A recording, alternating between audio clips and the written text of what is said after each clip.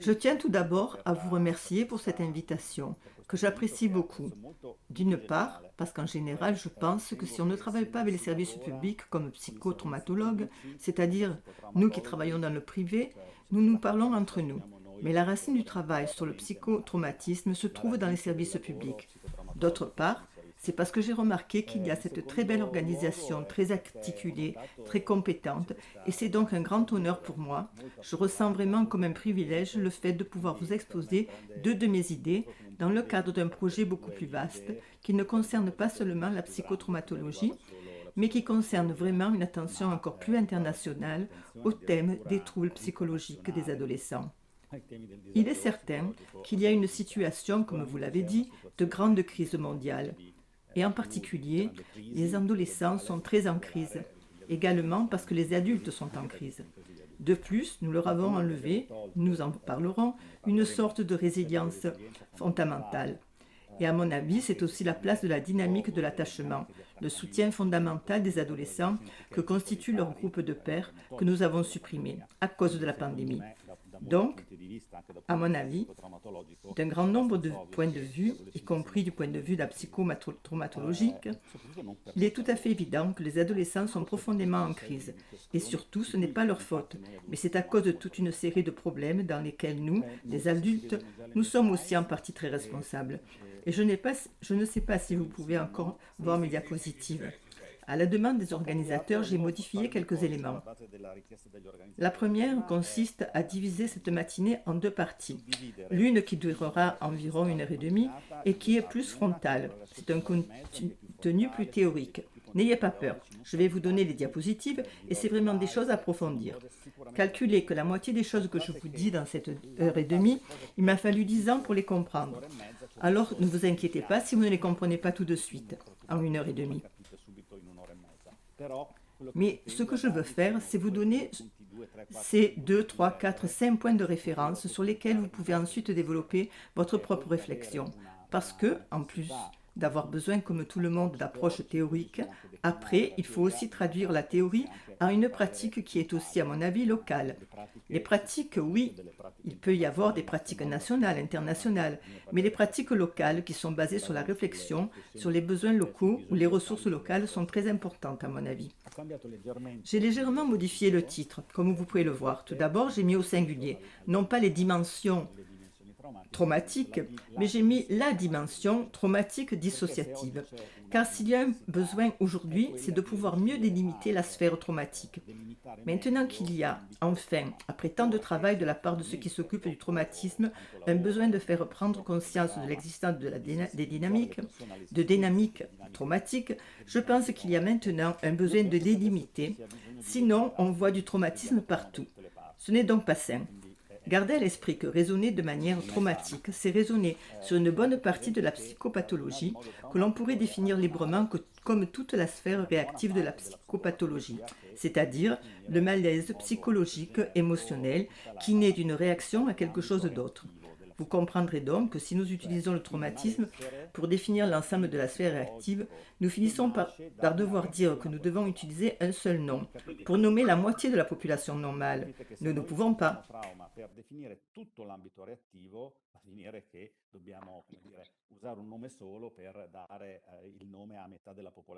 Ce que nous devons faire aujourd'hui, à mon avis, surtout les experts, mais aussi les personnes qui écoutent les experts, c'est une réflexion sur comment essayer de ne pas mettre cette étiquette que nous avons entre les mains, de ne pas la mettre partout, comme dans un supermarché, disons une étiquette, à ne pas mettre sur tous les produits du supermarché. Autrement, à l'intérieur du supermarché, si j'appelle tout pâte, il est difficile ensuite d'aller chercher les artichauts dans une certaine zone du supermarché. Il y a définitivement une chose qui est singulière et au singulier, donc il n'y en a pas beaucoup. Mais il y en a une seulement qui s'appelle la dimension du traumatisme dissociatif. Je vais également vous montrer quelques articles et vous donner des diapositives, puis je vous donnerai aussi également les citations de la littérature. et à la fin, dans un fichier séparé.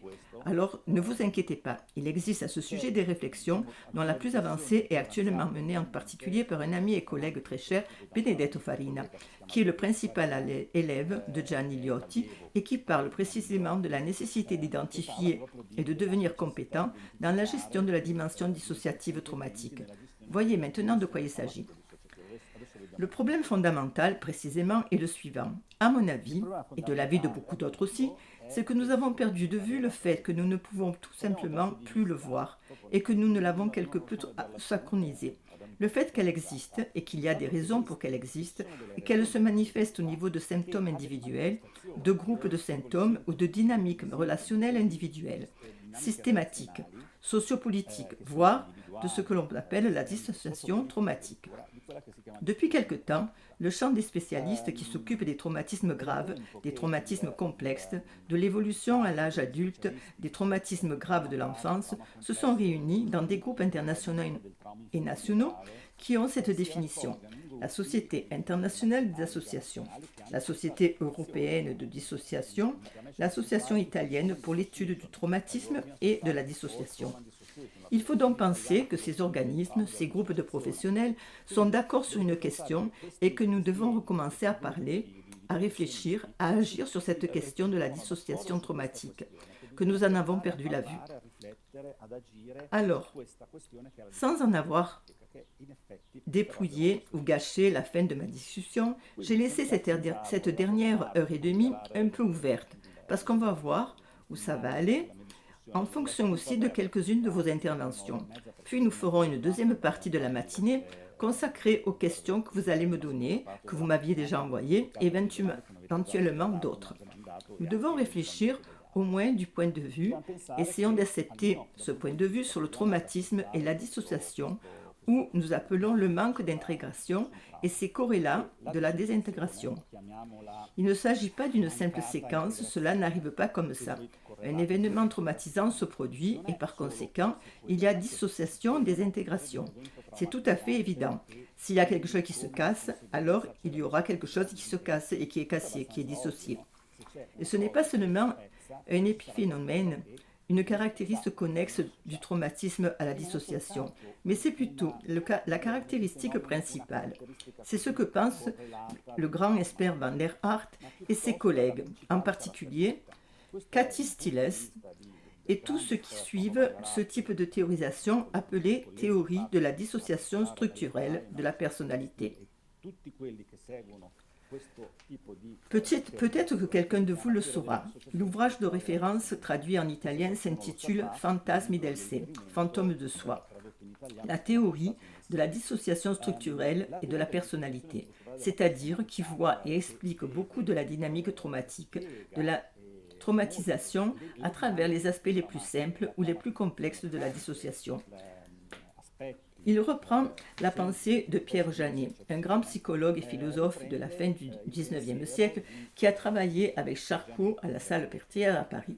Il reprend en partie les idées du premier Freud, qui n'est pas allé par hasard travailler à la Salpêtrière. Ils ont probablement aussi rencontré Janet et travaillé ensemble. Les autres développements psychodynamiques sont ceux basés sur les idées du premier Freud. Ce sont ceux poursuivis jusqu'à la mort par Sandro Ferenczi.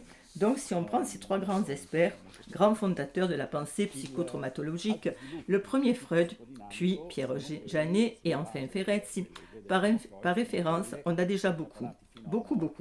Je dirais que 80-90% de ce dont nous avons besoin pour travailler avec les traumatismes. L'autre chose à ajouter, je dirais 10%, est la théorie de l'attachement dans ses développements. En particulier, en ce qui concerne l'attachement désorganisé et un peu de neurobiologie qui joue également dans la façon de faire la thérapie du traumatisme. Des aspects neurobiologiques qui ont été découverts plus tard. Non seulement nous pouvons penser que la dissociation structure la traumatisation, on peut penser que les troubles traumatiques la caractérisent précisément. Il existe une équivalence.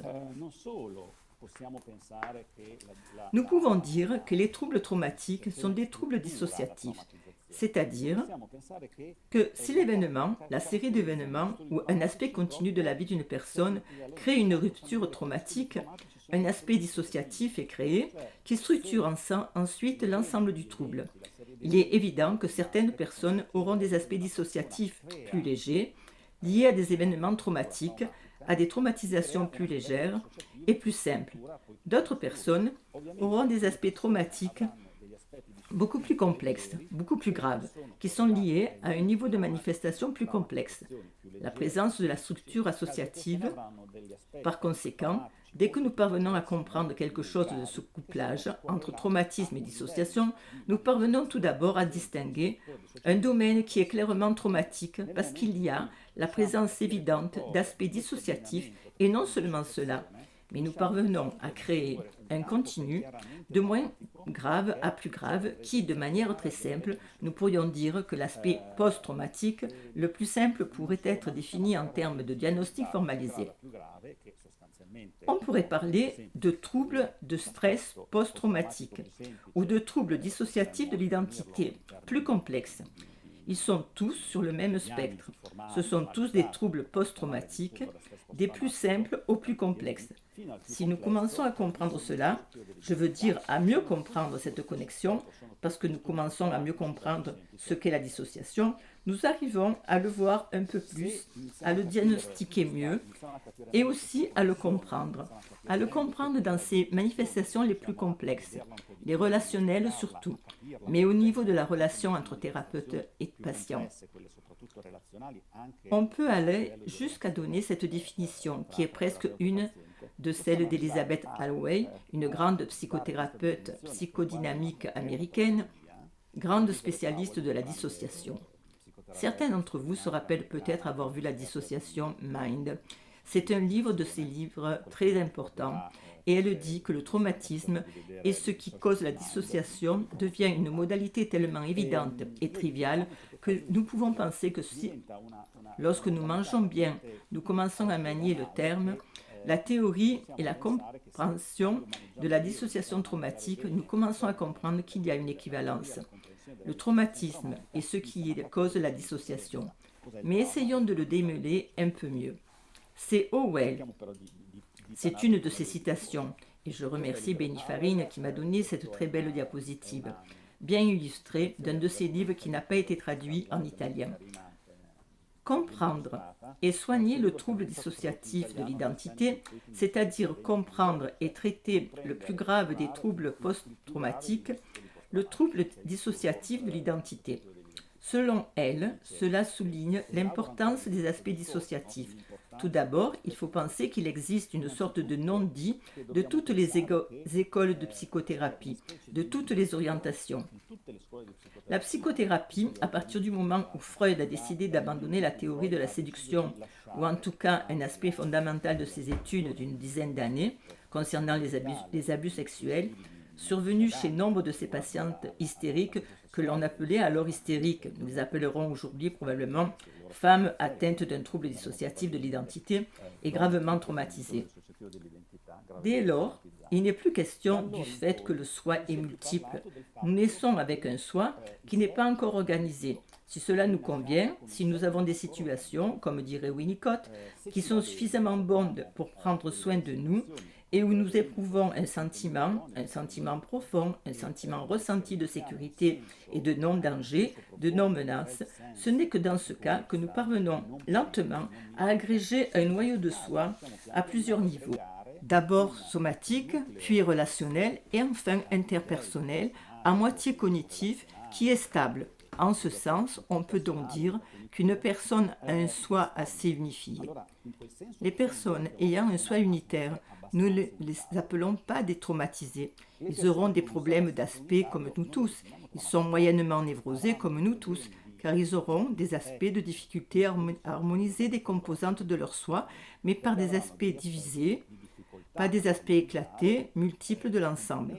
Au contraire, nous pouvons penser que l'esprit dissociatif, l'esprit traumatique, est la manifestation d'un soi séparé, soit parce que c'était un soi assez unitaire qui a été affecté par des niveaux de traumatisation plus simples ou plus sévères et dont le fonctionnement de l'ensemble a été brisé de conséquences.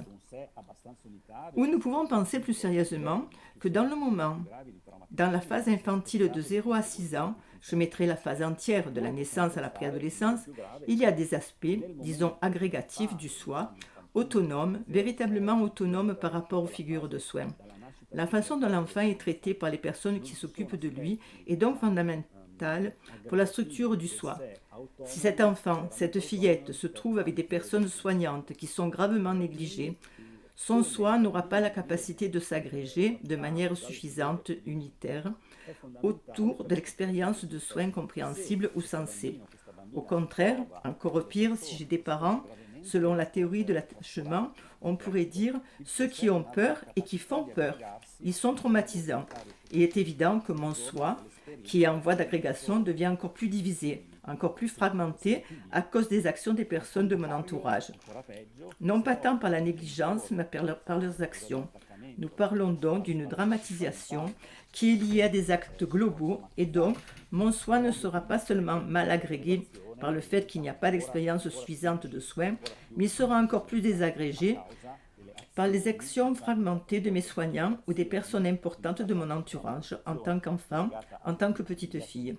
Il faut donc penser que cette hypothèse d'un esprit unitaire et d'un esprit multiple n'est pas vraie, d'autant plus si une personne depuis l'enfance ou à un certain moment de sa vie a souffert des aspects graves de négligence qui n'ont pas permis l'agrégation d'un sens suffisamment unitaire, soit a vécu un ou plusieurs événements qui ont eu un effet perturbateur sur l'agrégation du soi. Cela pourrait être défini comme la précédente. La conséquence des événements traumatiques n'est pas le seul aspect de la dissociation traumatique. Le point fondamental est un peu celui de Sacchetti, confrère de Vander et cofondateur de la théorie de la dissociation structurelle.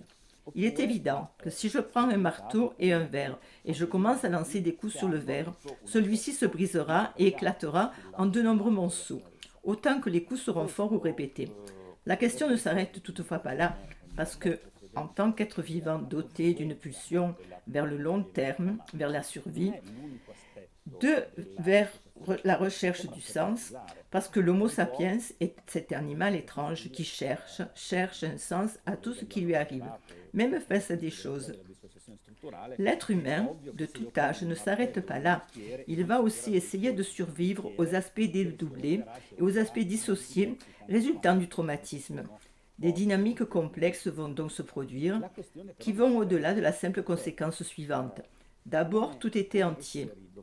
Puis quelque chose m'est arrivé. Maintenant, je suis dissocié, je suis traumatisé. Le mieux est de dire directement, comme le décrit Elizabeth Powell, l'esprit, autrefois considéré comme unique, unitaire et continu, est maintenant décrit et compris comme multiple, non connecté, discontinu. Et compris par ce qui travaille, par exemple, à partir de l'observation initiale, et voire de très jeunes enfants qui voient le tout début, des aspects individuels du fonctionnement de soi.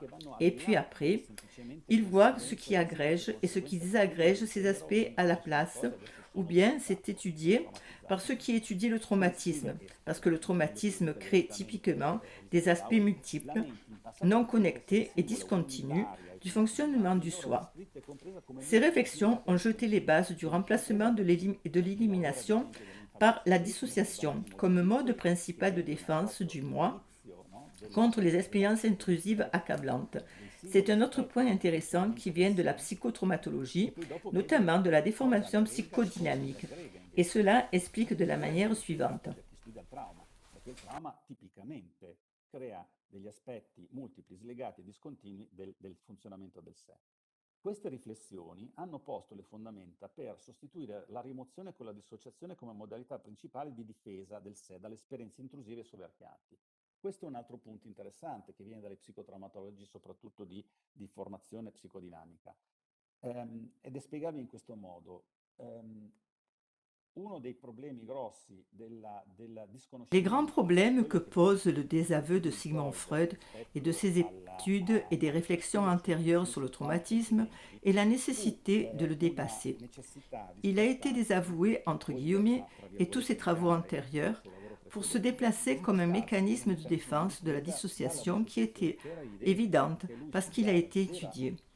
Il a vu maintenant beaucoup de dissociations, du fonctionnement dissociatif chez ses patientes, traumatisées et abusées sexuellement, que jadis on appelait pour un bon nombre d'hystériques, mais qui était probablement faisait partie ce domaine de cette dynamique psychopathologique sous-jacente. Alors que Ferenczi continue à faire face à un traumatisme grave et à travailler sur la dissociation, Freud commence à dire que je dois aussi travailler sur autre chose. Il n'est pas possible que tout malaise psychique soit basé sur le fait que l'on a été abusé sexuellement dans l'enfance. Il se tourne donc beaucoup vers la vie intrapsychique, aux aspects inconscients, aux fantasmes inconscients, etc. Et il déplace l'intérêt de point de vue psychanalytique en tant que mécanisme de défense de la dissociation à la suppression. La suppression, comme dit Bromberg, un autre grand spécialiste contemporain de la dissociation, est l'origine psychanalytique. La suppression nous sert à nous déplacer. C'est un mécanisme horizontal. Elle sert à se déplacer sur les citations. On ne peut pas se déplacer de contenu désagréable à l'esprit. Il les déplace de dessus en dessous. Il s'agit d'un mécanisme typique de suppression que l'on appelle en anglais suppression. Oui, suppression. Au lieu de cela, c'est comme si, comme cela a été dit autant de fois, je voulais vous l'expliquer parce que ce sont des mots un peu obscurs. La dissociation ne fonctionne pas pour contenu désagréable, mais pour un contenu intrusif et accablant. Le genre de contenu impossible à gérer, à la fois en termes d'occurrence et de mémoire. Il s'agit de Amber et Bromberg, quand un contenu mental, et c'est Amber Ball, il est dissocié. C'est la dissociation qui vient. C'est un mécanisme vertical, on le met ailleurs, on le divise, on le renvoie partagé. Vous pouvez également utiliser le terme fractionnement. Il est donc important de penser que si nous traitons les traumatismes à cet endroit, nous devons commencer à penser à en apprendre davantage sur la dissociation. Aussi parce qu'elle devient non seulement la conséquence du traumatisme, mais aussi le principal mécanisme de défense pour protéger le soi, pour le défendre contre des contenus traumatiques insupportables, intrusifs et écrasants. Alors que se passe-t-il? La dissociation est la dissociation traumatique. Elle est bien la conséquence d'événements traumatiques. En outre, cela devient un moyen de se défendre contre ces mêmes contenus. Vous voyez donc que cela devient quelque chose de déjà beaucoup plus complexe et c'est déjà la conséquence que la défense de soi contre ces contenus, qui n'est pas la suppression, mais qui est nécessaire pour les contenus, disons, désagréables, pour les contenus insupportables de l'esprit. Je dois utiliser davantage la dissociation.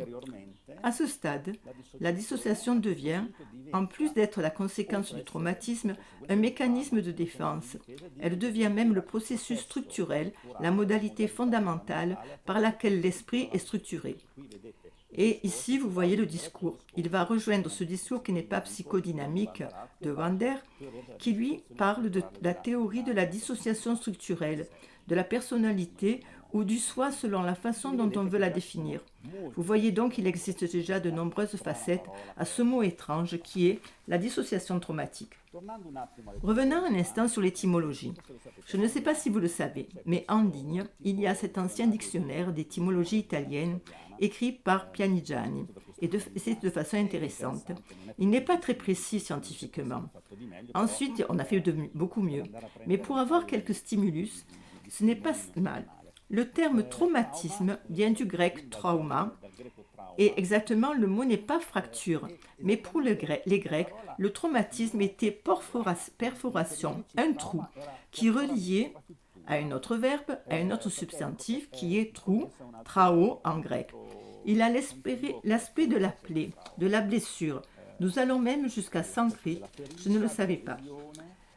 Taramami, qui concerne le fait qu'il y a un passage. Il y a un passage donc, il y a un passage pénétrant. Il y a quelque chose qui est percé, quelque chose qui est perforé, quelque chose qui avait été continu et qui dessous devient discontinu, dans le sens de la blessure. Il y a l'adjectif traumatikos, etc., etc. Ce que je vous propose, également par rapport à cette étymologie de traumatisme comme blessure, c'est pourquoi je voudrais être un peu plus conservateur, un peu plus radical, et voir le traumatisme avant tout comme une fracture, pas seulement comme une blessure. Donc, pour voir là où il y avait une continuité, il y a une discontinuité. Là où il y avait quelque chose d'homogène, il commence à y avoir quelque chose d'inégal. Donc, pas tellement pour penser au traumatisme, comme je ne sais pas, j'ai un bras, il y a une blessure dans mon bras, mais le bras reste entier. Mais pensez au traumatisme comme il y a un bras, il y a une fracture de mon humérus. Mon bras n'est plus entier, il est cassé au moins en 2 morceaux. La proposition est donc d'essayer de commencer à voir le traumatisme non pas tant comme une blessure, mais comme une fracture. Il peut s'agir d'une simple fracture, et ça peut être une fracture complexe. Ici, je vous montre une image qui provient directement d'une chirurgie orthopédique. Au fait, d'un d'eux ressemble à un adolescent, le pauvre. Qu'est-ce que c'est? C'est ce qu'on appelle en médecine la fracture de Colles, également appelée fracture à cuillère. Parce que si vous imaginez ça, je vais essayer de le mettre en évidence, je vais voir si je peux écrire. Eh bien, si vous voyez cette tendance, voyez-vous ce que je pensais à ce type qui se tient debout avec son bras en l'air et son coude en bas, ça a la forme d'une cuillère. En effet, il n'y a pas de continuité entre le radius et le cubitus. Ils se sont tous les deux cassés. Il y a donc ce coin. C'est déjà un signe, c'est-à-dire que le patient n'a pas besoin qu'il me le dise, je le vois. Contrairement aux symptômes, qui sont l'aspect en quelque sorte de la pathologie décrite par le patient, le signe, classiquement en médecine, est l'aspect de la pathologie que le médecin voit. Donc ceci, il y a un signe, le signe de l'impulsion de la cuillère. En termes de symptômes, le patient vous dira plutôt qu'il a très mal. Vous voyez qu'il y a une impuissance fonctionnelle, le bras ne se lève plus, il doit être soutenu, et puis il y a un aspect protecteur. Vous voyez, le patient s'accroche au bras et ne veut pas qu'on le touche, mais il y a un aspect réactif et de protection. En ces termes, que fait l'orthopédiste ensuite? Mais as-tu vu ce stade? Ce que dit le patient est très important. Qu'est-ce qui vous est arrivé? Quel est l'événement? Quel a été l'événement? 9 fois sur 10 pour cette fracture. Il s'agit d'une chute vers l'avant où la personne a mis le bras en avant et le bras n'a pas tenu. Il a mis le bras en avant, il est tombé par terre. Je mets le bras en avant et le poids que j'exerce sur le poignet. Il est également plus probable que l'énergie cinétique au moment où je tombe fait que les 2 os, le cubitus et le radius, ne tiennent pas et donc se fracturent. Il y a donc un événement sur lequel l'orthopédiste peut également se renseigner. Une autre chose triste qui est arrivée à un de mes amis est de tomber en avant et de tomber sur une barre horizontale et de se frapper son avant-bras sur cette barre. Alors, il y a un morceau qui se brise du fait de l'énergie qu'il avait sur son bras, qui est rentré en collision avec la barre verticale. Il y a donc un événement ici et ensuite une conséquence que nous voyons bien. En le voyant comme ça, l'orthopédiste pourrait déjà poser un diagnostic, mais il est évident qu'il veut aussi avoir des données. Et vous le voyez ici, c'est la fracture. C'est ce qu'on appelle en orthopédie une rime de fracture. Lorsque vous voyez ici, beau, continu, ici il est continu, ici il est discontinu. Il est discontinu et cassé. Donc, si l'on prend la sagesse clinique de la traumatologie, le domaine de l'orthopédie qui s'occupe des fractures, on pourrait dire que nous pouvons apprendre quelque chose des orthopédistes. Comme psychotraumatologue, le domaine de la psychologie et de la psychiatrie qui s'occupe des ruptures, des fractures, de l'ensemble du soi, du facteur et du fonctionnement de la personne. Un coup n'est pas suffisant. Ce gamin n'a pas de bleu, il n'a pas d'entorse, il n'a pas de déplacement d'os, il n'a pas d'abrasion, il a une fracture. Il a une apparence de discontinuité. Dans ce cas, je me corrige, il n'est pas nécessaire que les 2 os se brisent. Un seul suffit pour avoir cet aspect de fracture. Alors que fait l'orthopédiste? Il fait quelque chose que nous verrons un peu plus tard, c'est d'appliquer très bien un critère qui met en place l'événement avec la conséquence de l'événement qui s'est produit et d'un certain type. La conséquence sera d'un certain type et que dois-je rechercher? Je cherche des discontinuités. Dans le cas de l'orthopédiste, il recherchera des discontinuités dans l'os, car il s'intéresse aux fractures osseuses. Mais l'orthopédiste ne confond pas entre, par exemple, une luxation, comme cela peut arriver avec une épaule, et une fracture de l'humérus. Ce n'est pas que l'humérus soit simplement sorti de la cavité de l'épaule, ou que l'humérus ne soit pas meurtri. Dans ce cas, vous avez cassé l'un des deux os de l'avant-bras. Mais dans le cas de l'humérus, il peut s'agir d'une fracture dans l'humérus, ce qui est différent de la luxation. C'est pour vous dire, en sortant de la métaphore, qu'il est important d'essayer de commencer à comprendre quels sont les événements, les séries d'événements qui créent des discontinuités, non pas dans les os, mais dans le fonctionnement du soi. Et cependant, qui ne sont pas seulement, entre guillemets, des contusions. Parfois, une personne qui a les polycontusions est plus mal en point d'une personne qui n'a qu'une seule fracture. La question n'est pas symptomatique, où le niveau de malaise marque le diagnostic du traumatisme. Il faut aller chercher les discontinuités, c'est-à-dire les dissociations. L'os avant était associé, par exemple cet os de gauche est associé. Il me semble qu'il s'agit du cubitus. Oui, cet os droit, le radius, il me semble, est dissocié et cassé. On a donc un traumatisme au radius, alors que le cubitus peut être contusionné. Il peut y avoir des contusions, il peut y avoir un épanchement, mais il n'est pas fracturé, il n'est pas dissocié. Un autre aspect, revenons davantage à la psychologie. Si nous essayons de voir, nous collectons beaucoup d'événements traumatiques, nous pouvons voir que peut-être même des événements dramatiques sont similaires. Par exemple, s'il y a une guerre en cours, ils peuvent faire venir à la même personne ou à des personnes différentes le même événement à un tas de symptomatologies différentes. Tellement, tant de variations de la symptomologie post-traumatique que si je ne me fie qu'à l'événement de départ ou au résultat, au sens des symptômes, je ne comprends rien, car les événements peuvent être de toutes sortes et les symptômes peuvent être toutes sortes aussi. Alors, quel est le nœud du problème? Quel peut être le nœud du problème? Parce qu'alors, il y a vraiment trop de choses, tant en termes d'événements que de symptômes consécutifs. La question est d'aller chercher l'aspect pathologique, pathogénétique, dynamique. Comment ça arrive? Il y a un événement, ou plusieurs événements, il y a ensuite un aspect pathogénétique de la création de la maladie que nous appelons la traumatisation.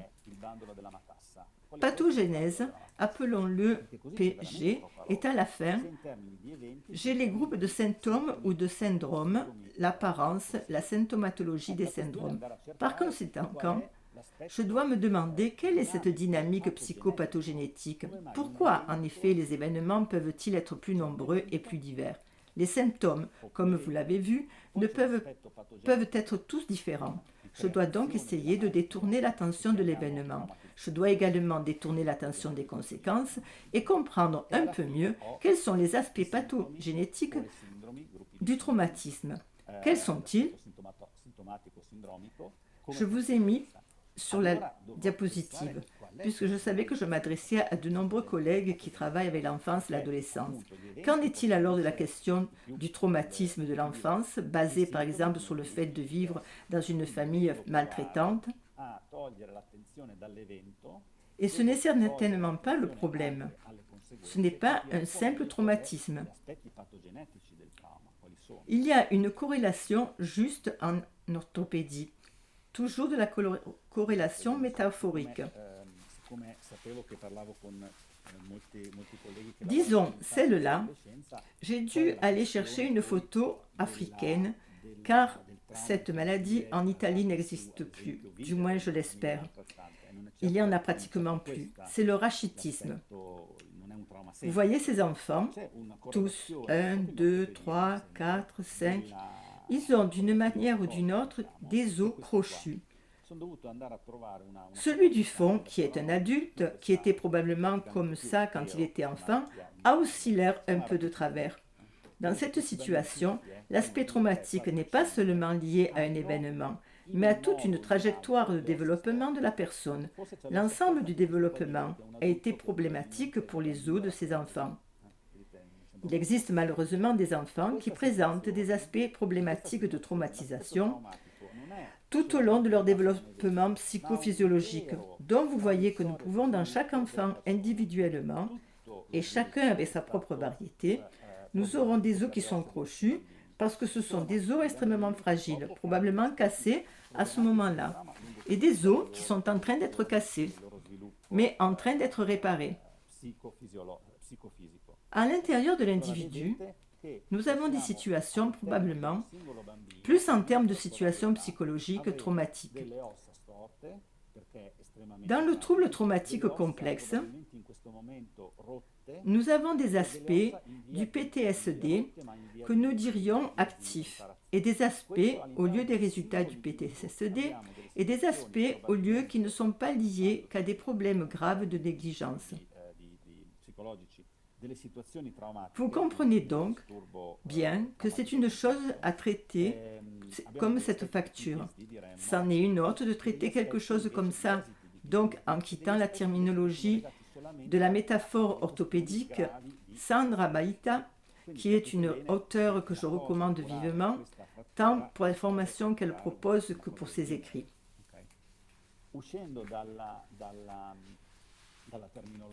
Nous avons traduit, il y a juste 3 ou 4 ans, un de ses livres intitulé Puzzle, sur la reconnaissance et le traitement de la dissolution traumatique chez les enfants et qui est publié par la maison d'édition Mimesis. L'avantage de Paolo, bien qu'elle travaille et vive en Argentine, est qu'elle est d'origine italienne et que ses parents étaient italiens. Ainsi, lorsqu'elle donne des informations, elle parle directement en italien, contrairement à d'autres experts qui doivent être traduits. Certes, un enfant peut se trouver dans une situation de simple traumatisme, c'est le PTSD, le trouble de stress post-traumatique. Ensuite, au sein d'un enfant suffisamment unitaire, nous aurons une partie qui au contraire est comme un corps étranger, une métaphore que Freud a également utilisée. Par rapport aux événements traumatiques, qui restent inclus comme des corps étrangers dans la psyché, au contraire, les enfants qui sont exposés à ce qu'on appelle un trouble du développement traumatique ou un traumatisme complexe dans l'enfance, c'est comme si le traumatisme était la fracture de leur croissance. C'est un peu comme l'aspect de carence en calcium, du rachitisme. Cela fait partie de toute la structure de ces enfants, de manière évidemment complexe. C'est donc une chose de traiter un traumatisme simple chez un enfant, c'est un autre de traiter un traumatisme complexe chez un enfant. En termes opérationnels, sachez que même si le concept de trouble traumatique du développement n'a pas été introduit dans le DSM-5, nous en parlerons dans quelques minutes, il l'est. Il est disponible et opérationnel. Il existe également de nombreuses possibilités d'utiliser ce concept pour diagnostiquer les enfants âgés de 2-3 ans à 15 ans et même 18 ans, vers l'âge de la majorité. Quel est l'aspect développemental chez l'adulte du trouble du développement traumatique? C'est ce qu'on appelle le complexe PTSD, un trouble dissociatif post-traumatique. Ainsi, les enfants, les personnes qui enfants avaient ce genre de problème, ont tendance à avoir à l'âge adulte, ou si nous devons l'utiliser parce qu'il n'est pas nécessaire d'utiliser des catégories diagnostiques, pour pouvoir mettre de l'ordre, non pas parce qu'elles décrivent des entités réelles de la nature, mais elles aident à mettre de l'ordre, sinon il y a le grand chaos. Alors, les adultes peuvent être classifiés. Ils y appartiennent tous, je dirais, dans cet aspect diagnostique qui est maintenant disponible, pas dans l'analyse DST5, mais dans le DST11. Nous en parlerons. Et où certains aspects dissociatifs sont trop proéminents, les aspects de fragmentation de l'identité en particulier sont très importants. Le diagnostic de trouble dissociatif autrement spécifié sera posé. Le DS ou du fameux trouble dissociatif de l'identité. Les controverses sur son existence ou non-existence, etc., sont plutôt drôles. Si l'on comprend un minimum de psychotraumatologie, le trouble dissociatif de l'identité non seulement existe, mais est simplement la situation la plus grave d'un développement traumatique. Vous vous souvenez du livre de Gianni Riotta, les développements traumatiques qui ont pris naissance dans l'enfance. Nous avons également vu cette théorie corroborée par la mesure, disons faite par l'autre partie, que si vous avez une personne qui satisfait bien, diagnostiquer bien un trouble dissociatif de l'identité, les aspects traumatiques ont été sévères, envahissants, continus, dans une dynamique avec des adultes peuvent intrafamiliers. Souvent, ils se sont produits dans les 10 ou 11 ans, avant le début de l'adolescence. Il est très difficile, je dirais même presque impossible pour une personne de développer un vrai DID si je n'avais pas eu cette sorte de traumatisation, qui bien sûr de toutes les traumatisations qui peuvent arriver à un être humain est la pire, dont DID, le trouble dissociatif de l'identité, est l'évolution la plus sévère d'une situation traumatique grave, car elle a été précoce. Elle se caractérisait principalement non seulement par la négligence, mais aussi par les aspects globaux, par des actes commis par les personnes s'occupant de l'enfant, notamment des actes graves et répétés, etc., envers l'enfant. L'autre élément intéressant du point de vue des ressources est que ces enfants tendent en moyenne à avoir un niveau de rêverie plus développé, une capacité à fantasmer, et aussi des aspects de la capacité à entrer en auto-hypnose. Il est triste de constater que les adultes atteints de DID ne sont pas tous des enfants qui ont été gravement traumatisés. D'un certain point de vue, et cela renvoie aussi à un aspect tout à fait fascinant sur le plan relationnel, qu'ont ces patients. Très probablement, les adultes avec DID sont des enfants qui, dans le cadre d'une dynamique de traumatisation sévère, avaient au départ plus de ressources personnelles, dont probablement un quotient intellectuel élevé, une plus grande capacité à fantasmer et une plus grande capacité à entrer dans les états auto-hypnotiques. Cela signifie que toute une tranche d'enfants gravement traumatisés deviennent à l'âge adulte quelque chose d'autre, dont on ne sait pas comment et quoi. C'est comme si nous pouvions dire qu'en fin de compte, ceux qui ont développé un DID sont ceux qui l'ont dépassé, d'autres ont été complètement dévastés. Shatter est un terme très fort en anglais, dévasté. Si Forensi utilise un terme, il dit « j'ai des patients avec lesquels je ne peux pas contacter, qui ont subi des événements si abominables et si insupportables, même pour l'esprit de l'analyste, il dit « je ne peux pas utiliser la terminologie. Ils ont été brisés, ils ont été atomisés, leur soi est désactualisé. » Allons de l'avant. Il faut alors essayer de comprendre cet aspect pathogénétique. L'aspect pathogénétique proposé par Liotti et Benedetto Farina sont l'élève. Maintenant, Gianni nous a malheureusement quittés il y a 2 ou 3 ans, laissant un grand vide dans le domaine. Et Benny poursuit de nombreux discours de Gianni, avec une grande capacité également à mettre à jour dans cet article de 2013, année où Gianni était encore en vie. L'Académie des nouvelles cliniques a été la première dans laquelle ils ont proposé ce qu'ils appellent la dimension dissociative traumatique. Ils disent que la dissociation est le processus pathogénétique central du traumatisme, du développement complexe, dirions-nous. Alors, qu'est-ce qu'on doit chercher? Si on revient à cette question, regardons ici ce qui est sur la base de l'événement traumatique, des événements traumatiques. Il faut que le mécanisme de traumatisation commence à tourner, ce qui peut ensuite se traduire par l'un de ces nombreux symptômes. C'est le moteur de l'énergie qui sont là, qui crée ensuite le symptôme à partir de l'événement. Le mécanisme, la dynamique pathogénétique est ce que nous pourrions appeler le traumatisme dissociatif. Alors, quand on me demande souvent, non, c'est pas là, je dois revenir en arrière. Je reviens en arrière. Quand on me demande souvent, mais est-ce que cette personne qui a un sentiment chronique de dévalorisation et de honte peut être post-traumatique? Eh bien oui, ça peut être ça.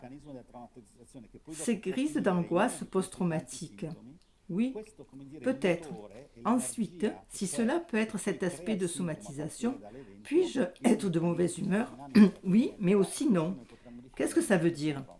Une personne peut avoir n'importe lequel de ces Quindi, symptômes quando ou spesso groupe mi de chiedono, no? symptômes sur une base qui n'est pas une Allora mi dynamique chiedono, traumatique ma dissociative questa persona che pathogène, ha un senso cronico ou di peut avoir une disagio base può essere traumatique dissociative post-traumatica? en Può essere la retournant dans questa l'autre sens. attivanza Et post-traumatica? cela est plutôt Può rassurant pour les essere questi cliniciens, aspetti di surtout somatizzazione ceux qui sont post-traumatici? Sì, però anche no. expérimentés. Il n'est Cioè, pas una nécessaire de persona changer può avere d'approche lorsqu'on qualsiasi di veut questi travailler un sintomi peu o gruppi sur di des questi zones sintomi traumatiques, su una base che notamment non è des zones una traumatiques dinamica graves. Mais il patogenetica faut pouvoir dissociativa, utiliser son approche. oppure può avere Et una base remarquez que dissociativa ce que traumatica. votre approche vous permet de Girandola dire, dall'altra ah parte, oui ou non, ce patient, il ne la questo connaît è pas. un po' Moi, rassicurante je ne le quello connais che pas dice non lui, plus. quello che Je dice suis un expert de la non bisogna bipolarité. cambiare il proprio modo di lavorare. Et alors, je vois qu'il y a Nel certains momento in cui patients, si vuole mais ils ne sont magari pas classiques, superare ils ne sont pas typiques. traumatiche gravi. Donc, je ne sais Ma pas. bisogna riuscire La a manifestation n'est pas exactement typique de utilizzare quelque il chose. proprio Je ne approccio connais pas la temporalité, la séquence, per l'enchaînement des che symptômes, quello che il tuo la approccio réponse ti aux permette médicaments, di dire, la sì, qualité sto relationnelle semplicemente lors des in uno rencontres stato ou di des séances de bipolarità. psychothérapie proprement dites. La Eh, capacité d'utiliser son expérience et aussi ses pratiques et de voir qu'il y a un groupe qui n'est pas exactement concordant. Cet aspect ne correspond pas et pourrait être l'approche qui nous permet de dire il pourrait y avoir la composante traumatique dissociative. Je vous donne un exemple très typique et des patients qui entendent des voix. Je fais une prémisse. On sait maintenant que c'est bien établi que si je prends comme boussole dans le monde, dans le grand monde des symptômes psychotiques, je prends comme boussole les symptômes du premier ordre de Schneider, qui sont ces symptômes très importants, très évidents de la psychose, définis par ce grand psychiatre allemand qui a travaillé au tournant de la Première et de la Deuxième Guerre mondiale. Kurt Schneider a dit « Les personnes qui ont ce genre de symptômes, que j'appelle de premier ordre, sont des symptômes patronomiques de la psychoséphrènie. C'est un peu le cas dans le sens où il s'avère que tout d'abord, ce sont des symptômes typiques de tout symptôme psychiatrique sévère en phase de décompensation. Par exemple, même les bipolaires dans une phase maniacale ou dans une phase dépressive sévère ont des symptômes du premier rang. Et surtout, ces symptômes du premier rang sont très prévalents dans la population souffrant de traumatismes complexes et de troubles dissociatifs post-traumatiques. C'est typique d'entendre des voix. Il est également vrai que de nombreux schizophrènes entendent des voix. Si vous êtes intéressé par ce discours, ensuite plus qualificatif, la qualité des voix, il y a des études récentes. Vous pouvez m'écrire, je vous en parlerai. Mais ce n'est pas un sujet dont nous pouvons discuter aujourd'hui. L'aspect qualitatif est différent. Et donc, si je suis un expert de la schizophrénie et que je sais depuis 10-20 ans que mes patients schizophrènes m'expliquent la qualité de leur voix, je découvrirais qu'il y a un groupe de patients qui me la décrivent d'une manière légèrement différente. D'ailleurs, sur le plan du développement, le patient schizophrène, très bien diagnostiqué, va évoluer en 10 à 20 ans, la relation avec sa voix va changer et l'aspect productif aura tendance à diminuer. L'aspect de l'implication émotionnelle dans les symptômes productifs de schizophrénie diminue également. Ce n'est pas vrai pour le patient dissociatif. Les patients dissociatifs entendent des voix depuis l'âge de 5 ans jusqu'à ce qu'ils aient 55 ans et plus et commencent un traitement. En général, les médicaments antipsychotiques n'agissent pratiquement pas sur l'aspect des voix dissociatives, qui est la manifestation de l'activité des parties divisées du soi, qui parlent entre elles. Ils travaillent cependant sur les aspects productifs, y compris les voix. Chez les schizophrènes, en revanche, les antipsychotiques fonctionnent assez bien. Essayez donc de penser que vous n'avez pas besoin de jeter votre expérience et d'en apprendre une autre pour appliquer le traumatisme. Plutôt, utilisez-la pour commencer à discriminer. Par exemple, pour les résultats, ce patient ne répond pas bien aux médicaments, comment? Comment je vais m'y attendre? Ou bien, souffre-t-il d'un trouble de l'anxiété ou d'une crise de panique? Je suis un cognitiviste, j'ai de bons protocoles que je sais efficaces sur la panique. Il y a quelque chose qui ne fonctionne pas tout à fait, qui fonctionne avec tant d'autres patients qui ont la même manifestation externe, ou qui ne fonctionne pas de la même manière. Ou bien, y a-t-il un aspect qualitatif à prendre en compte? Faire bon usage de sa propre expérience, même relationnelle, avec des patients qui ont un certain type de souffrance, que la manifestation extérieure de la souffrance n'entre pas exactement en collision avec un mécanisme pathogénique, qui pourrait être un mécanisme pathogénique de type traumatique dissociatif. Au moment où j'utilise un médicament antidépresseur, je remarque que le patient répond partiellement et je commence à me poser des questions. Et peut-être même, je mets en place quelque chose qui est plutôt du type post-traumatique. J'ai de la chance, parce qu'à ce moment-là, je verrai que le médicament commence à fonctionner beaucoup mieux. Donc, essayez de ne pas jeter la dispense, mais utiliser l'application pour remarquer que certains patients représentent dans leur manière de manifester les symptômes de souffrir, de manifester leur souffrance, il y a une déviation par rapport à ce que vous connaissez du patient, comme l'a dit aussi le collègue qui m'a présenté. Il y a ces beaux jeunes hommes délirants qui pensent parler à Jésus-Christ. Oui, il y en a. Mais ils sont différents et certains qui parlent à Jésus-Christ ne parlent pas à Jésus-Christ. Il s'agit probablement de patients sévèrement dissociés qui sont dans une phase de décompensation. Donc, nous devons commencer à penser, pour élargir nos compétences, d'être dans un sens psychotraumatique.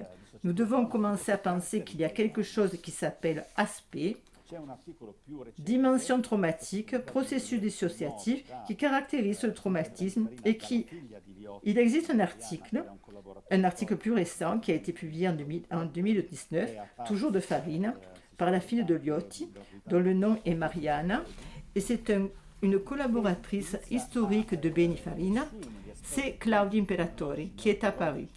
Il peut également être téléchargé gratuitement sur Frontiers dans Etymologia,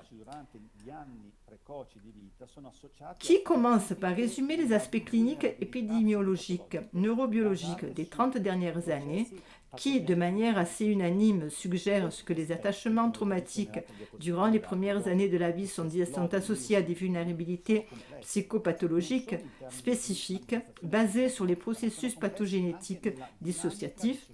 Ces aspects, comme vous l'avez vu dans l'autre diapositive, après l'apparition des symptômes sont complexes, non seulement en termes de manifestations symptomatologiques, mais ils sont également complexes dans la dynamique dissociative, parce que la dynamique dissociative est en soi une dynamique très complexe, formée de nombreuses couches. Nous avons vu certains d'entre eux plus tôt. Par exemple, il y a une couche plus primaire de la dissociation. Je reçois le choc de l'événement traumatique et je m'effondre. C'est une première dissociation. Après ça, la dissociation, je dissocie les contenus insupportables issus de la dissociation primaire. Ainsi, la dissociation devient également un mécanisme de défense de l'esprit et nous pourrions également l'appeler dissociation secondaire. Cet aspect protecteur dissociatif qui commence à être utilisé de manière omniprésente, devient la structure de mon fonctionnement mental et nous pourrions donc l'appeler structure dissociative. Cette chose très complexe est déjà en soi lorsqu'elle interagit avec la vie intérieure et relationnelle de la personne. Au fur et à mesure qu'elle se développe, elle crée évidemment un niveau de complexité très très articulé. Comme l'écrit Benni à la suite du résumé, la complexité clinique de la dimension traumatique dissociative nécessite une formation spécifique pour que les professionnels de la santé mentale puissent le reconnaître. Et il n'y a pas besoin de l'être tous en psychologie traumatologique, mais avoir au moins cette sensibilité de reconnaissance au lieu de tout mettre dans le même chaudron, comme par DHD ou dyslexie ou troubles positifs ou provocateurs. Reconnaître les signes d'évolution traumatique et mettre en œuvre des stratégies de traitement spécifiques. Pour dire une chose, puis après cela, crée peut-être un peu de controverse, et c'est bien, parce que ce n'est pas comme si tout le monde doit penser comme moi. Je ne le fais pas. La seule explication que je puisse donner au fonctionnement des médicaments activés chez les enfants déjà hyperactivés, comme les enfants ayant un diagnostic de DHD sévère. Et il me semble que plus le DHD est sévère, en général, plus les médicaments sont efficaces. La seule explication de ce paradoxe est qu'il s'agit d'enfants qui ont une sorte de je ne sais quoi, une sorte d'aspect de désintégration de leur ensemble. Ainsi, l'aspect d'inattention et l'aspect hyperkinétique, le fait de ne jamais rester immobile, sont liés au fait qu'ils ne peuvent pas avoir suffisamment d'aspects intégrés du fonctionnement du soi, qui leur permettrait d'être suffisamment calmes ou tranquilles. Ce sont des enfants. Un ami qui est un neuropsychiatre pour enfants me disait qu'ils ont un DHD sévère, qu'ils montent même sur les murs, ils peuvent grimper sur les murs verticalement. Donc ça marche pour ces enfants. Ça les garde tranquilles, entre guillemets. Un activateur, c'est contre-intuitif ou totalement contre-intuitif. En revanche, si nous considérons l'aspect de l'agitation et de l'inattention hyperkinétique et chronique de ces enfants, nous y voyons des aspects désharmonisés et désintégrés de soi. Et au moment où je donne de l'énergie au système, en tant qu'essence au système, le système devient plus intégré. Et pendant les 5 ou 6 heures où il travaille sous le médicament Ritalin, cet enfant ou cette fillette est capable de fonctionner de manière plus cohérente, de manière plus intégrée. Le moment où l'énergie fait défaut, par exemple parce qu'il a pris 5-6 heures, il me semble que c'est celui qui n'est plus là et que l'enfant est à nouveau en morceaux, désintégré. Souvent, ces enfants ils vivent des situations d'attachement au moins désorganisées, si ce n'est de véritables drames intrafamiliaux. C'est par exemple mettre en œuvre une stratégie de traitement pharmacologique spécifique qui autrement en soi, si je ne prends pas les manifestations extérieures d'agitation et d'inattention, il ne me revient pas de donner un médicament qui est excitant. Si j'ai un enfant qui est déjà très excité et agité, je voulais élargir le discours. C'est un article à la place du grand élève Van der Ark. Et c'est un article très complexe. Si vous voulez le lire, c'est un article de 15 pages. Je ne le mentionne pas parce que le discours de la composante traumatique dissociative ne s'applique pas seulement aux aspects traumatiques complexes. Elle s'applique également à l'aspect traumatique initial. En effet, nous pouvons dire qu'il existe une discontinuité des aspects discontinus entre le stress et le stress traumatique. Le stress est ce qui me met mal à l'aise. Le stress traumatique est ce qui provoque la fracture dissociative et déclenche le mécanisme traumatique dissociatif. Ceux-ci sont différents, comme des pommes et des poires. Alors, dans les poires, je peux décrire les poivres jaunes, les poires vertes, les grosses, les petites, celles de 50 grammes, celles de 300 grammes. Et donc, dans cette boîte des poires, le stress non traumatique, il y a un aspect de continuité. Et tout comme il y a un aspect de discontinuité, de spectre entre les aspects post-traumatiques plus légers, moins sévères, et un aspect sévère que nous appelons trouble dissociatif de l'identité. Ceci est indépendant de l'âge du DSM-5. Un des avantages et développements du DSM-5 dans le domaine du traumatisme, l'un des est que nous avons enfin sorti le PTSD, les troubles anxieux, qui ne correspondaient pas, car malheureusement, le PTSD n'est pas seulement un trouble d'hyperactivation. Parfois, des formes plus sévères de traumatisation, toujours au sein du PTSD. Il se caractérise par l'activation de l'hypoactivation à partir de la désactivation. C'est pourquoi il existe une sous-catégorie du SSPT, dissociatif. Schneider nous dit « Faites attention, ce n'est pas tout à fait exact. Il vaudrait mieux parler de SSPT avec des aspects désactivés où je présente des symptômes négatifs. Cependant, en soi, le TSPT est déjà un trouble dissociatif et nous sommes déjà dans la dynamique du traumatisme dissociatif, même avec le plus simple des troubles post-traumatiques affectés. dei disturbi post-traumatici che è il PTSD. L'autre chose importante au niveau du diagnostic, c'est que je me disais que finalement, dans le CD11, cette possibilité a été mise en place pour commencer à diagnostiquer officiellement les aspects du PTSD complexe. Comme vous pouvez le voir, c'est le cas. Ce n'est pas aussi difficile que comme pour une extension, mais il a fallu de nombreuses études. Ici, vous voyez par exemple les études épidémiologiques qui ont été faites dans le cadre du DSM-5 n'ont pas tout à fait été acceptées. C'est un problème, mais vous voyez ce qui se passe. Vous vous souvenez des enfants atteints de rachitisme. Les enfants atteints de rachitisme ont un trouble osseux complexe par rapport seulement au radium cassé. La personne souffrant d'un SSPT complexe présente des aspects du SSPT. Les trois groupes de base du CTP sont la relance des aspects de rétroaction, l'évitement, le sentiment de menace et le sentiment de menace créé par des problèmes, tous sur le plan émotionnel et de la régulation des émotions, tant au niveau de la dérégulation de Roussel. Quel est l'état de base de notre système nerveux autonome? Qui attise de plus? Une personne qui a un destin, même un jeune garçon, a une rupture émotionnelle majeure des conceptions négatives de soi. Et au niveau relationnel, très perturbé, en plus de la déficience fonctionnelle, qu'est-ce qui se caractérise dans le complexe PTSD, même chez les adolescents par opposition au PTSD? C'est que nous avons ces aspects de perturbation dans l'organisation et je dirais aussi dans le fonctionnement du soi.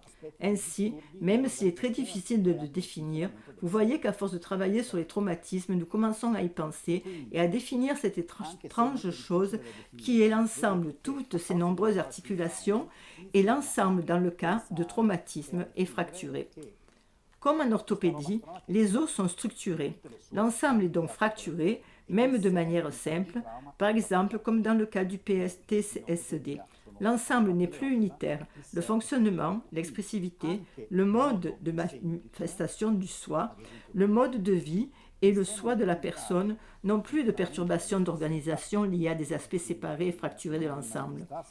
Dans le cas du PTSD, la séparation est plus simple, c'est-à-dire qu'il y a un aspect principal et l'événement traumatique que nous pouvons également identifier dans le PTSD a créé un petit morceau de soi qui par la suite fonctionne de manière trop autonome. Dans la théorie de la dissociation structurelle, le gros morceau qui reste après un événement traumatisant est appelé la partie apparemment normale de la personnalité. Et le petit morceau qui est créé à cause de l'événement traumatisant est appelé la partie émotionnelle de la personnalité.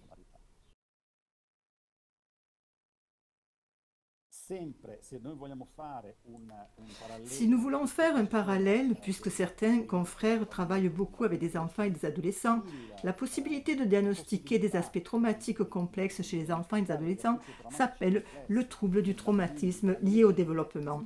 Comme vous le voyez, lorsqu'il y a un aspect divisé, ce sont tous les fonctionnements de la personne qui deviennent dérégulés. En fait, nous avons tout d'abord un critère d'exposition, qui, dans le cas du trouble du traumatisme du développement, est un critère très sérieux.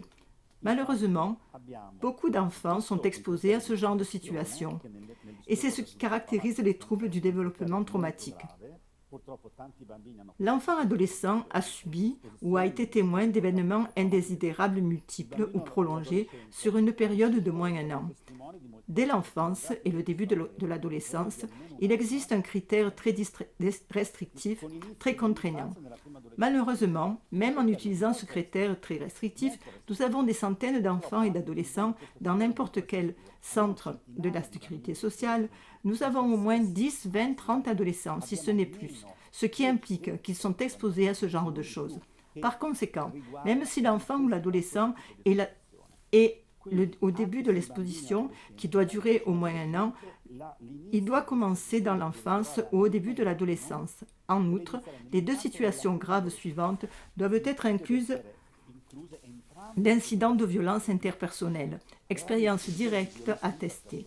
c'est-à-dire le fait de les voir ou de les vivre chez la mère ou chez un de ses proches, et les perturbations importantes de la charnière de protection résultant du changement répété de la personne qui s'occupe de l'enfant, de la séparation répétée de la personne qui s'occupe de l'enfant ou qui a été exposée à une violence psychologique grave et persistante, ce niveau d'exposition doit arriver à fracturer.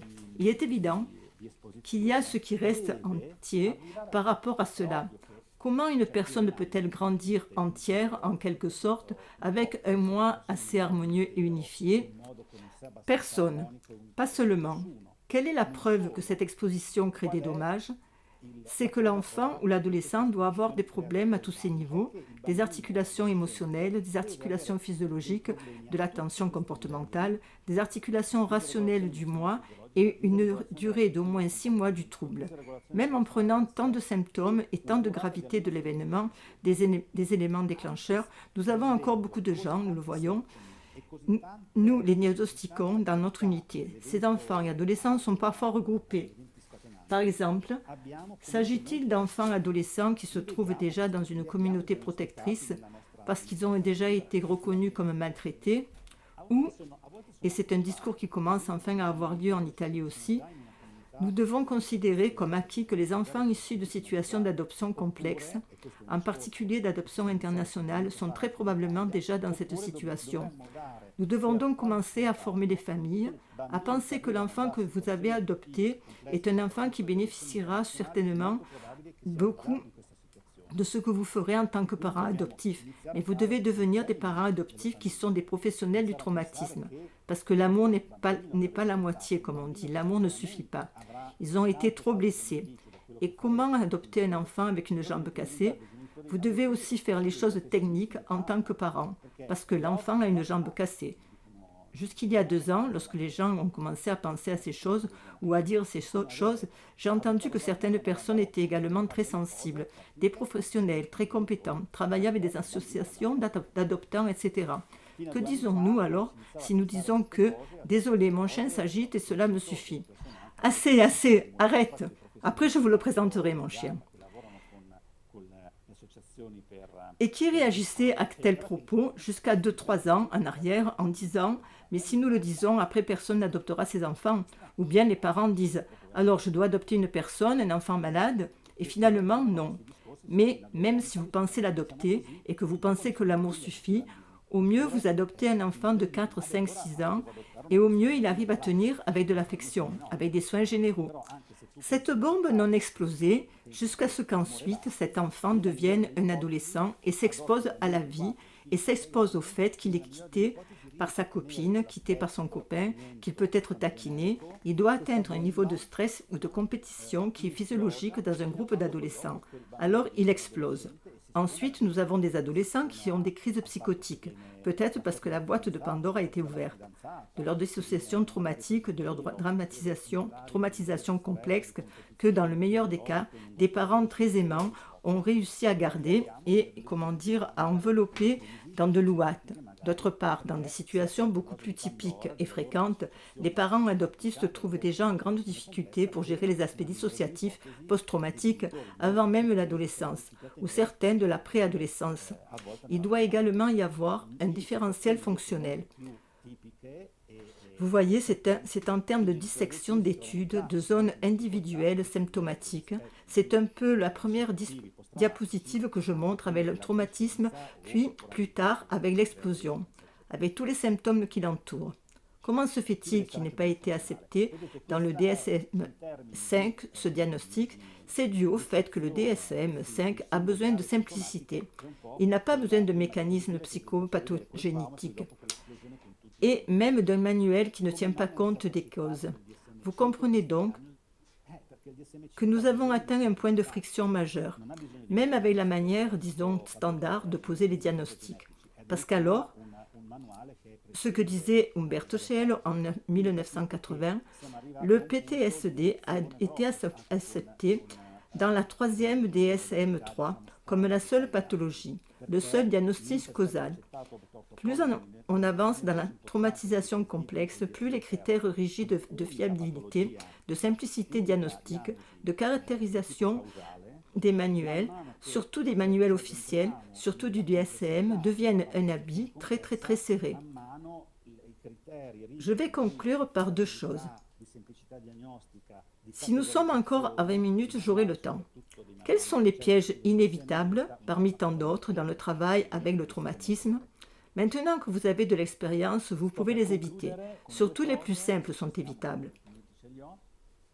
Mais que pensez-vous dans votre formation? Vous devez y arriver un peu après. Apprenez à les éviter un peu et sachez que même si vous devenez beaucoup expert, pour des raisons que nous verrons peut-être plus tard, si nous avons le temps, certains sont juste inévitables. Tout d'abord, essayons de ne pas utiliser le mot traumatisme pour tout décrire. D'accord? Le problème est qu'il y a un surinvestissement sémantique de signification sur le mot traumatisme. Nous utilisons donc le traumatisme pour parler de l'événement. Nous utilisons les traumatismes pour parler des résultats, des conséquences. Nous utilisons le traumatisme pour parler des symptômes ou des syndromes individuels. Et nous utilisons le traumatisme pour parler du mécanisme pathogénétique. Ce serait mieux, d'au moins, de le déstructurer. Dans la théorie du stress basée sur une série générale de stress, il y a le stress seul et l'événement. Le déstress, qui est l'aspect colonisé du stress, et le stress, qui est même la dynamique physiologique qui entre dans la réussite du stress. Il s'agit d'une dynamique neutre et sérieuse. Le stress est une réponse. C'est une réponse à quelque chose qui est demandé par l'organisme. C'est donc une réaction absolument physiologique et normale. Le problème est que le stress, qui est une réaction physiologique, est basé sur un événement, quelque chose qui arrive à la personne, le stress, et ensuite, après, sa dynamique. Il peut continuer. Alors on appelle ça du stress. Ou elle peut devenir chronique. L'accumulation de stressants ne va pas bien. Il existe un livre célèbre qui date maintenant des années 60, intitulé Stress, Without Distress, c'est-à-dire apprendre à être réactif. Ceux qui ne connaissaient pas le stress signifie qu'ils ne sont pas réactifs, qu'ils ne réagissent pas au monde qui les entoure, ce qui n'est donc pas une bonne chose. Cela signifie qu'ils sont éteints, qu'ils ne réagissent pas ou ne répondent pas. Mais il faut être capable de répondre aux besoins de la vie, aux exigences du monde sans déstress. Et un livre populaire qui a été écrit, je pense, dans les années 60. Le stress sans la détresse. Lorsque nous parlons de traumatisme, lorsque nous parlons de stress traumatique, nous risquons de trop utiliser le mot traumatisme. Commençons donc, ne serait-ce que par un exercice sémantique. Pensez qu'il y a les événements traumatisants. Il y a la dynamique du traumatisme que nous appelons la traumatisation. Il y a les symptômes post-traumatiques. Il y a les syndromes post-traumatiques. Il y a les diagnostics post-traumatiques que nous devons faire. Et nous pouvons les faire. Il y a les conséquences post-traumatiques. On ne peut pas toujours utiliser le mot traumatisme, sinon on ne comprend pas de quoi on parle. L'autre chose typique quand on commence, c'est le piège dans lequel on tombe. C'est que je fais une équivalence, que l'événement et la traumatisation sont équivalents. J'ai été battu quand j'étais enfant ou j'ai été harcelé quand j'étais adolescent. Je suis donc traumatisé. Les événements sont une chose, les événements traumatisants, une chose, et la dynamique, une autre, les résultats. Au lieu de cela, nous avons tendance à dire « d'accord, alors faisons le groupe avec tous les adolescents qui rapportent ou qui ont été rapportés par des parents ou des enseignants qui ont fait l'expérience d'une dynamique d'intimidation ou d'attention. Nous risquons ici de faire une équivalence entre la thérapie du traumatisme et l'événement. L'événement est l'intimidation ou les événements qui se sont produits et qui caractérisent la boîte d'intimidation pour ce pauvre garçon, cette pauvre fille à qui c'est arrivé. Mais ce sont les événements. Je dois traiter les résultats et je dois les guérir. Reconnaître le mécanisme pathogénique sous-jacent qui, s'il est traumatique, sera dissociatif et traumatique.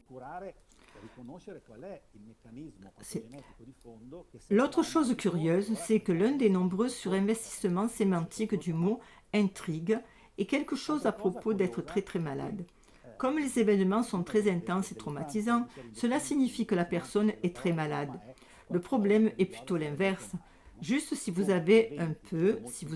commencez à savoir un peu comment fonctionne la dissociation, Au moment où le patient se dissocie, il est tellement malade qu'il entre dans un mécanisme traumatique.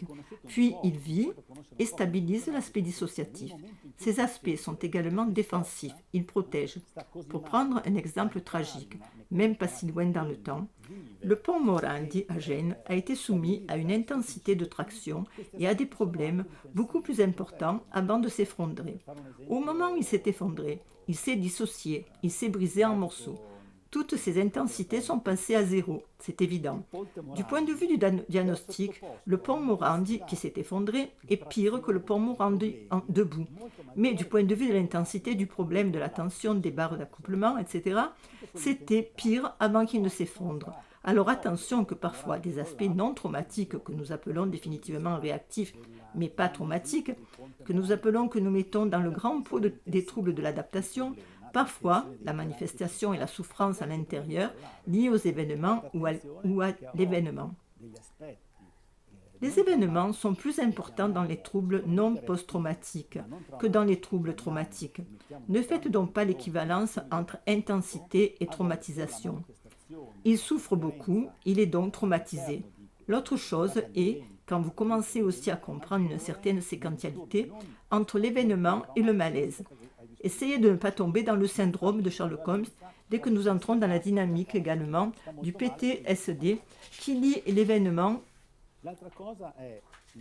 une séquence de vie, c'est-à-dire à peine une personne souffrant de PTSD vient se faire soigner 1 mois ou 2 après l'événement.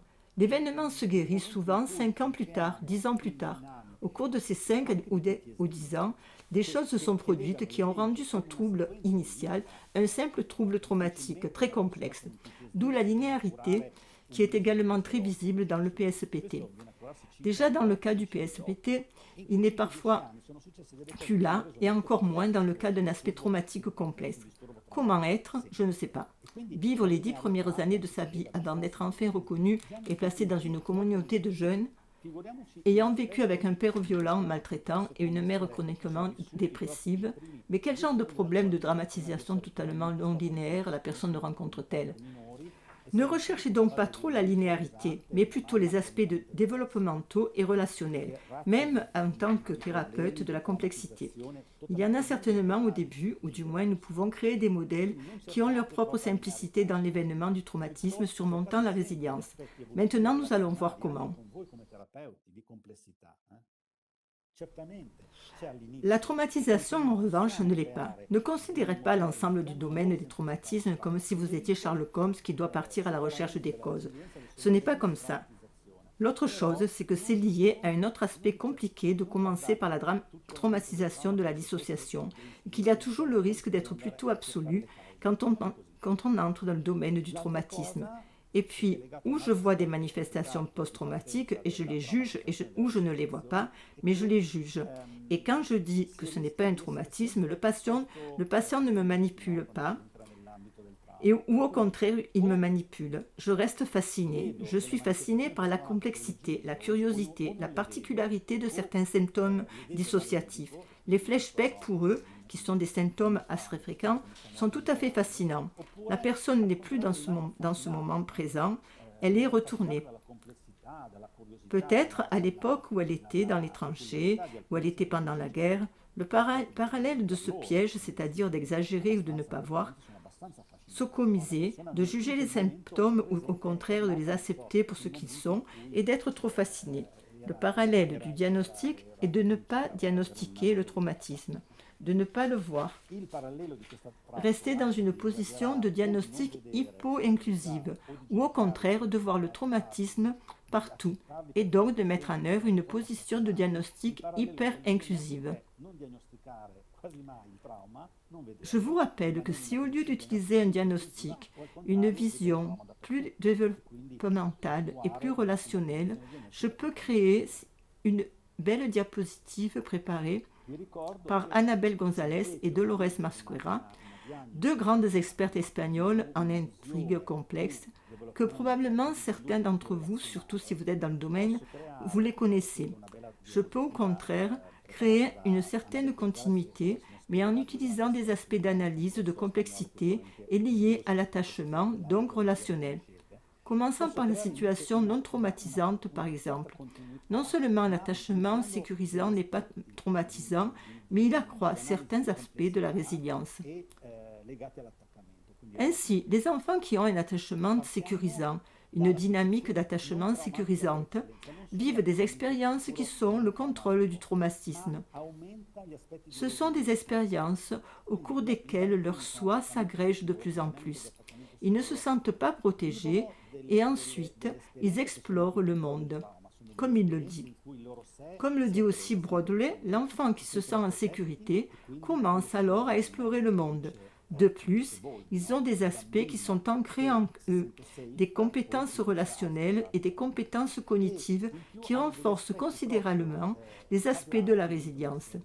Donc, les enfants avec un attachement sécurisant, cela veut dire qu'ils peuvent eux aussi subir un ou plusieurs événements traumatiques, mais ils ont des capacités de résilience bien plus grandes que les enfants dont l'attachement est insécurisant.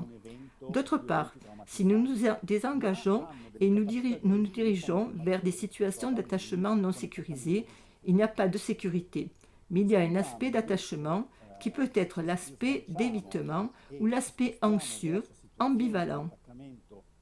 On ne peut pas dire que ces enfants soient traumatisés.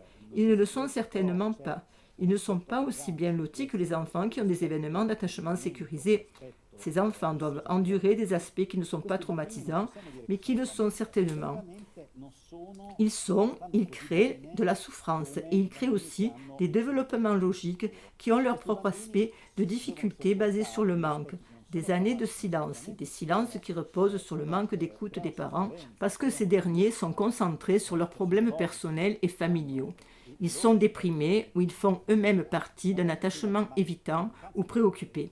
Ces types d'enfants ne sont pas des enfants qui se trouvent dans une situation de traumatisme, mais ces aspects des difficultés parentales à créer des situations de soins sécurisés et créent encore certainement toute une série de développements psychopathologiques très intéressants à évaluer et aussi à traiter.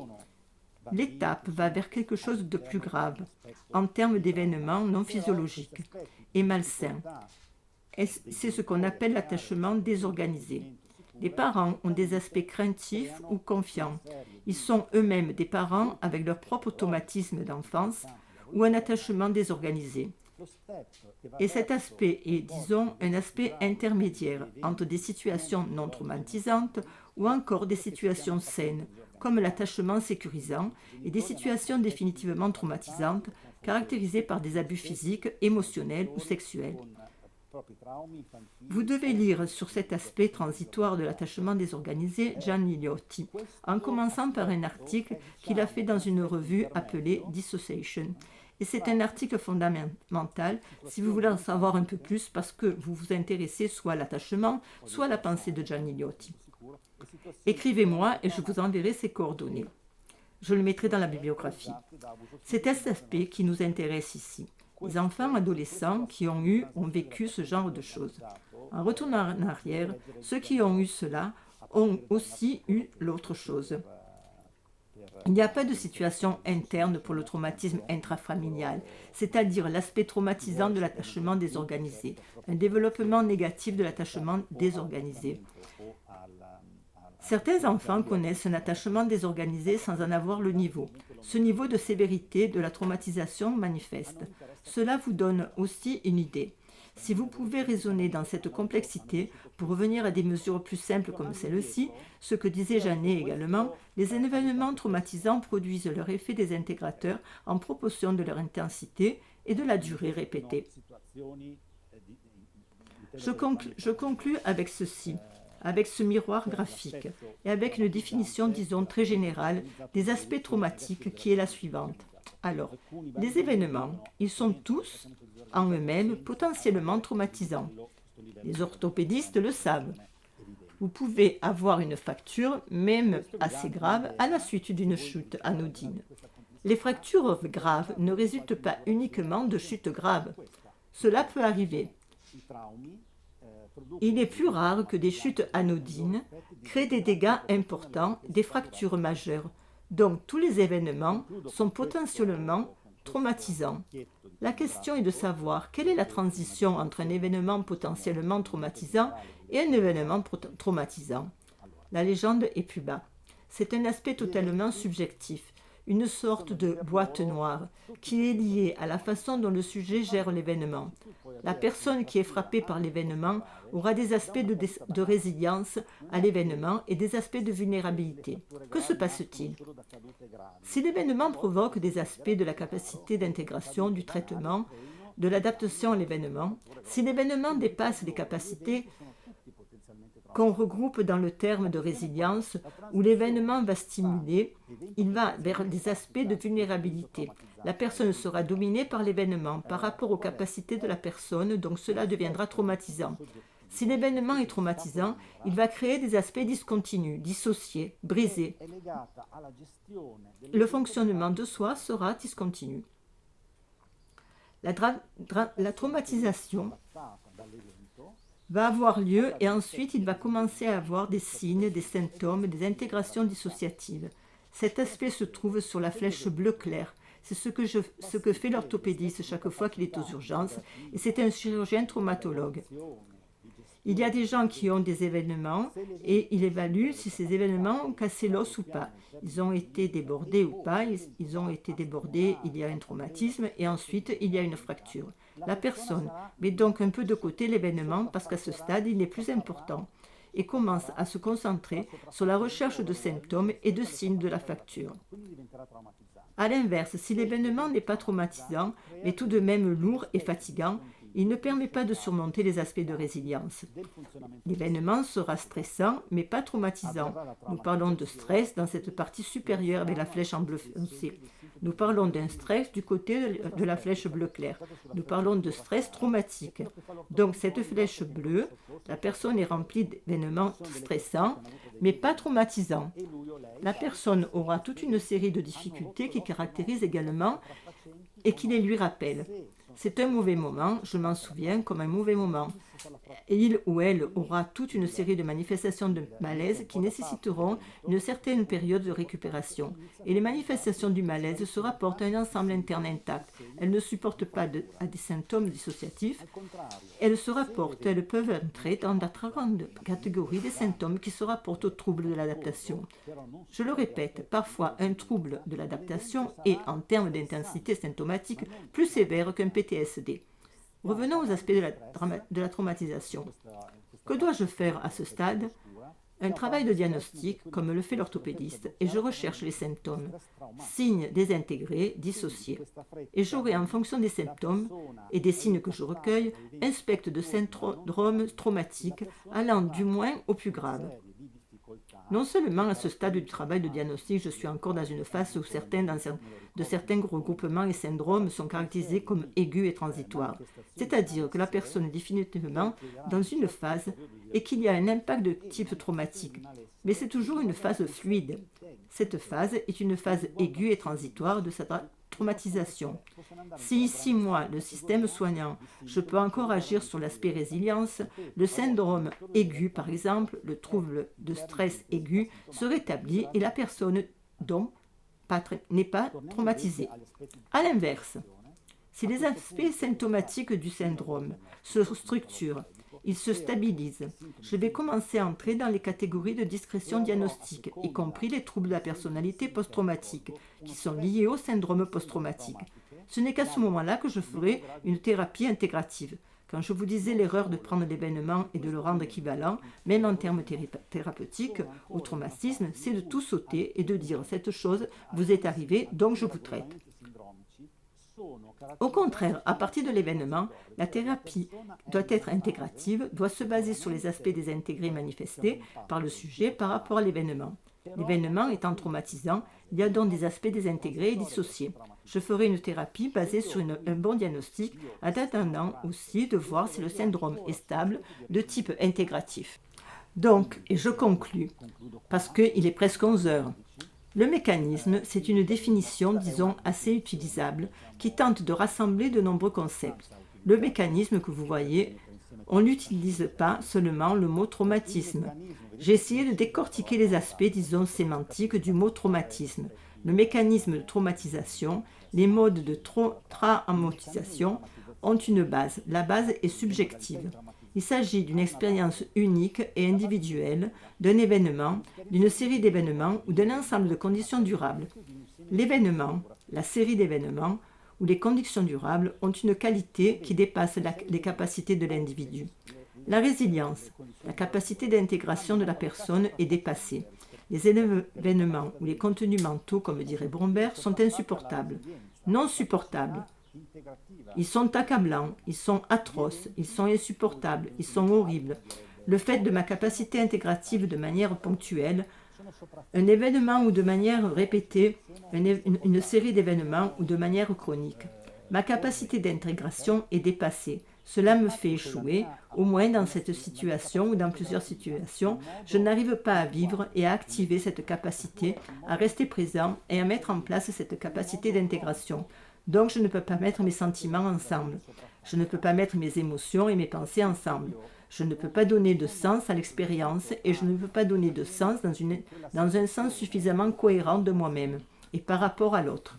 Par conséquent, si je suis traumatisé par un événement, par plusieurs événements ou par toute une période de ma vie, j'aurai du mal à rester présent, surtout lorsque la trace traumatique de la compréhension de ce qui se passe dans un sens spécifique par rapport à l'événement est réactivée. Un sens plus général, et j'aurai des problèmes plus ou moins graves au niveau intégratif. Des sensations entre elles, des émotions entre elles, des pensées entre elles. Donc je vais avoir des problèmes de désintégration, des sensations physiques. Par exemple, je peux avoir des problèmes de douleur migratoire, de somatisation, de dysrégulation émotionnelle. J'aurai aussi des problèmes avec ce que je pense de moi-même et du monde. Je ne peux pas donner un sens, en partie ou en totalité, à mon expérience de moi en tant qu'être humain, et je ne peux pas donner un sens métacognitif intégré des relations dans mon monde.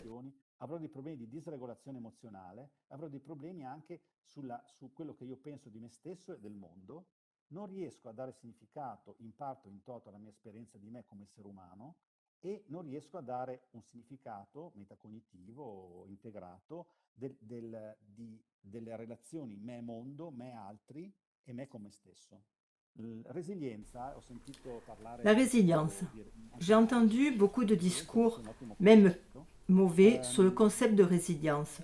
Au lieu de cela, un très bon concept est que c'est un concept parapluie, où je peux rassembler collectivement toutes les ressources qui permettent à la personne de ne pas être traumatisée. Travailler sur la résilience, c'est donc faire le travail très important en psychotraumatologie, qui est le travail de prévention.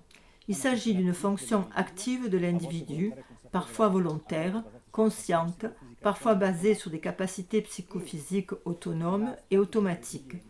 Et l'aspect de la résilience est inhérent, c'est l'intolérance. C'est elle qui n'est pas surmontée par tous les problèmes d'adaptation. Nous sommes confrontés à une situation de trouble d'adaptation chronique, planétaire, liée à une pandémie, qui nous interroge en tant que professionnels de la santé mentale et nous interroge d'abord parce qu'elle nous concerne. Parce que je veux voir quelqu'un, même parmi nous, qui est exempt d'un trouble de l'adaptation ou d'une fatigue plus ou moins importante en ce moment. Mais ce que je voulais dire, c'est que l'Homo sapiens a une vie et il s'est confronté aux pandémies depuis des milliers et des milliers d'années. Ainsi, avant de dire qu'il s'agit d'une personne traumatisée par la pandémie, nous devons être en mesure de voir s'il existe des aspects dissociatifs francs. Sinon, nous devons penser que dans la grande pandémie, du point de vue des troubles réactifs, ce sera plutôt l'épidémie de troubles de l'adaptation et pas tellement des troubles post-traumatiques. Ensuite, il y aura toujours, comme c'est toujours le cas, un groupe de personnes qui ont été traumatisées. Mais ce sont des personnes qui ont déjà été identifiables parce qu'elles ont été très exposées.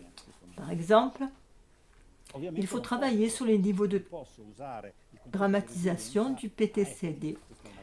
Pour tous les agents de santé qui ont été en première ligne, c'est une autre affaire. De toute évidence, je ne peux pas et je ne veux pas utiliser le concept de résilience avec trop. Il s'agit d'un magnifique dessin d'Altan, publié au plus fort de la pandémie. Il est évident que nous ne pouvons pas utiliser le concept de résilience de cette manière, mais devenir des experts en résilience signifie devenir des experts dans la meilleure thérapie, qui peut être faite par rapport au traumatisme et aussi par rapport au problème d'adaptation, qui est la thérapie préventive, ou de renforcer la résilience chez les personnes qui présentent un trouble de l'adaptation et qui bénéficient donc du fait que si elles améliorent leur capacité de résilience, leur trouble de l'adaptation s'améliorera aussi.